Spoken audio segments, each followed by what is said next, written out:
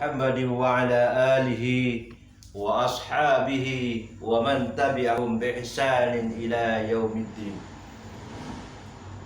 أما بعد، اللهم صل وسلم وبارك على سيدنا محمد الفاتح لما أغلق والخاتم لما سبق الناصر الحق بالحق والهادي إلى صراطك المستقيم وعلى آله حق قدره ومقداره العظيم. أما بعد. Saudara-saudara kita seiman, seagama, seperjuangan, malam ini adalah malam Jumat. Kalau orang Jawa menyebut malam ini adalah malam Jumat Legi, tentu ada satu daerah yang kemudian menjadi keramat, terutama bagi umat Islam. Malam ini adalah malam Jumat Legi, malam Jumat manis. Tetapi orang Kejawen menyebutkan bahwa malam Jumat yang keramat adalah malam Jumat Kelewon. Mudah-mudahan malam ini menjadi keramat bagi kita semua, terutama pada saat-saat ini kita mendapatkan musibah dunia yang kita kenal dengan musibah corona. Nauzubillah, mudah-mudahan kita terjauh dari isu corona. Pertama yang harus kita pahami adalah corona itu ada sejak zaman Rasul, sudah ada. Terbukti ketika kita belajar mengaji, corona sudah ada di Iqra 2. Ada adik-adik kita yang belajar Iqra 2, dia menyebutkan bataro, fa'ala, corona, ada kalimat corona. Dunia ini berbalik, berputar dan berputar, terus berputar kembali kepada poros semula. Apakah pada zaman Rasul ada corona? Ada. Sungguh ada. Yang kita kenal dengan istilah penyakit ta'un. Ta'un itulah adalah penyakit yang menyerbu atau menjadi wabah dunia. Yang kedua, yang harus kita pahami, corona adalah pada hakikatnya persaingan bisnis antara Amerika dengan Cina. Amerika merasa kalah dalam bisnis terhadap Cina. Kita sekarang banyak menggunakan HP-HP merek Cina, sehingga orang-orang Amerika merasa kalah. Sehingga yang terjadi sampai sekarang, Saudi Arabia ditekan oleh Amerika dengan isu corona. Tetapi ini menjadikan nilai positif bagi kita. Ada sebagian ulama yang kemudian menghalalkan segala cara untuk pergi ke Mekah dengan jalan umroh. Umroh itu adalah sunnah, yang wajib adalah haji. Orang-orang banyak berlomba-lomba pergi umroh, bahkan melalaikan ibadah haji. Ketika kita punya uang 25 juta, store untuk ibadah haji, bukan untuk ibadah umroh. Tetapi dengan adanya corona menjadikan positif bagi umat Islam di seluruh dunia, Indonesia terutama.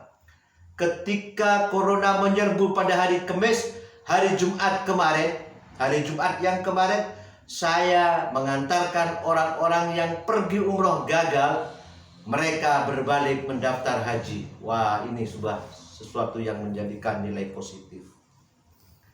Apapun yang terjadi di dunia ini, ada manfaat yang dapat kita petik. Sungguh bulan ini adalah bulan Rajab. Kalau sekarang malam 11 bulan Rajab, 16 hari kita akan masuk kepada malam Isra dan Mi'raj. Apa malam Isra Mi'raj? Kaitannya dengan corona dan sebagainya. Saya justru menggarisbawahi peristiwa Isra dan Mi'raj. Ada dua penghuni surga dan ada dua penghuni neraka yang menjadi mayoritas. Apa yang menjadi penghuni surga dan siapa yang menjadi penghuni surga secara mayoritas di surga? Pertama adalah seorang wanita yang tahu akan identitas dirinya, baik dia sebagai wanita, wanita sebagai anak, wanita sebagai istri, maupun wanita sebagai ibu. Dia memposisikan dirinya sebagai anak yang taat kepada orang tuanya. Dia sebagai seorang wanita, seorang istri yang taat kepada suaminya. Dia seorang wanita statusnya sebagai ibu yang kemudian bisa mengayomi anak-anaknya. Mereka adalah wanita-wanita penghuni surga terbesar. Yang kedua, penghuni surga adalah seorang pemuda yang berta'alluq hatinya, berhubungan hatinya senantiasa kepada Allah. Ingat, ada seorang kakek yang kerasan di masjid. Itu wajar karena sudah mendekati wilayah Sukabumi alias kuburan. Tetapi seorang pemuda yang kerasan di masjid ini yang dimaksud oleh sang Rasul. Pemuda yang kerasan di masjid, dia menghidupkan masjid, memakmurkan masjid, terutama terjadi di kota-kota. Di kota-kota besar banyak anak-anak pemuda yang kemudian cinta terhadap masjid. Kalau di desa nggak ada. Di desa justru kakek-kakek yang sudah siap-siap menuju daerah Sukabumi alias kuburan.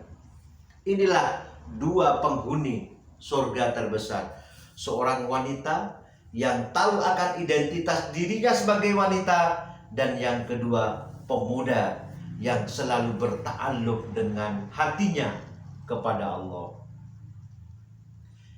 Yang kedua, ada dua penghuni neraka terbesar, terbanyak di neraka. Siapa mereka? Pertama adalah wanita yang tidak tahu akan identitas dirinya. Ada wanita sebagai anak yang seharusnya berbakti kepada orang tua. Dia tidak lagi berbakti kepada orang tuanya. Ada seorang wanita yang statusnya sebagai istri. Dia tidak lagi taat kepada suami. Ada lagi seorang wanita yang statusnya sebagai ibu. Dia tidak memposisikan sebagai seorang ibu.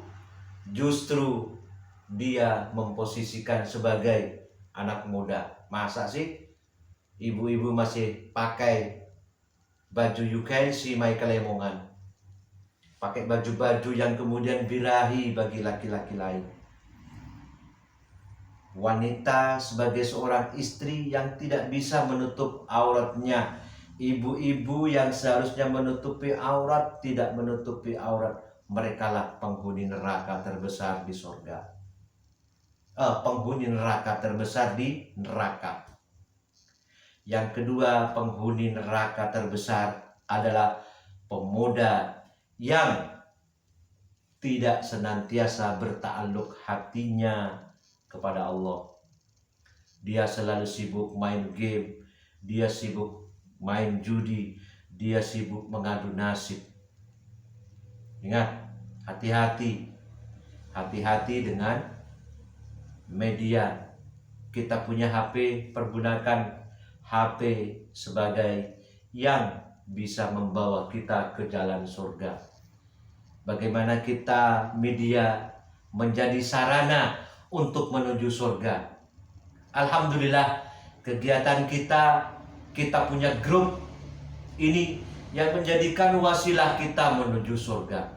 Mudah-mudahan pertemuan kita, gabungan kita menjadi arah, menjadi jalan untuk menuju surga. Bisa jadi Anda masuk surga, tetapi ajak kami untuk masuk surga juga. Bila kami lebih dahulu masuk surga, kami akan mengajak teman-teman grup ini yang seiman, seagama untuk bersama-sama masuk surga. Mengapa? Karena kita memanfaatkan media menjadi jalur ke surga. Mudah-mudahan pertemuan kita menjadi wasilah silaturahim, menjadikan wasilah kita untuk mengikat sesama saudara muslim. Mudah-mudahan bermanfaat untuk kita semua. Hadanallahu wa iyyakum ajma'in. Terima kasih atas segala perhatian. Mudah-mudahan kita diampuni dosa-dosa kita oleh Allah. Mudah-mudahan kita senantiasa menjadi orang-orang yang terbaik yang dijanjikan Rasulullah untuk bisa masuk surga Allah. Terima kasih atas segala perhatian. Assalamualaikum warahmatullahi wabarakatuh. Jawab. Masuk lagi.